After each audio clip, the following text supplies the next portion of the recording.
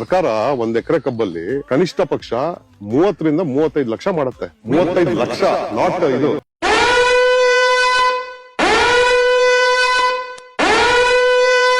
ಇವಾಗ ಕರ್ನಾಟಕದಲ್ಲಿ 16 ಲಕ್ಷ ಎಕರೆ ಕಬ್ಬು ಬೆಳಿತಾರೆ. ಏನಕ್ಕಪ್ಪ 16 ಲಕ್ಷ ಎಕರೆ ಕಬ್ಬು? Sugar factory. ಏನಕ್ಕೆ ಶುಗರ್?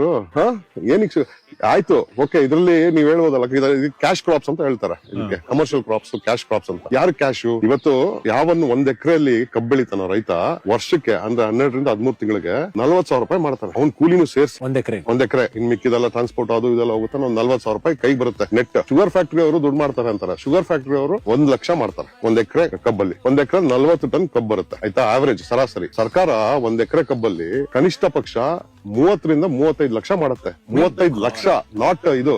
ಲೆಕ್ಕ ಹಾಕೊಳ್ಳಿ, 1 ಟನ್ ಕಬ್ಬಲ್ಲಿ ನೀವು rectified spirit 10.5 litres rectified spirit ಬರುತ್ತೆ. ಆ rectified spirit 75 full bottle alcohol ಆಗುತ್ತೆ. ಇವತ್ತು ನಿಮ್ಗೆ ಕನಿಷ್ಠ ಲೋಯೆಸ್ಟ್ ಆಲ್ಕೋಹಾಲ್ ಕೂಡ 1000 ರೂಪಾಯಿ ಕಮ್ಮಿ ಇಲ್ಲ ಒಂದು ಫುಲ್ ಬಾಟ್ಲು. ಅದರಲ್ಲಿ ಸರ್ಕಾರಕ್ಕೆ ಹೋಗೋದು ಇದು 600 ರೂಪೀಸ್, 650 ರೂಪೀಸ್ ಹೋಗುತ್ತೆ. ನೀವು ಮಲ್ಟಿಪ್ಲೈ ಮಾಡಿ, 1 ಟನ್ ನಲ್ಲಿ 75 into 650 into 40 ton, 32 lakh 33 lakh ಆಗುತ್ತೆ. ನಾನ್ ನೋಡಿ ಇಷ್ಟೊತ್ತು ನೀವು ಸಕ್ಕರೆ ಬರೀ ಕಾಫಿ ಟೀ ಸ್ವೀಟ್ ಗೆ ಅಂತ ಅನ್ಕೊಂಡಿದ್ದೆ, ಇದಕ್ಕೆ ಅಂತ ಗೊತ್ತೇ ಇರ್ಲಿಲ್ಲ.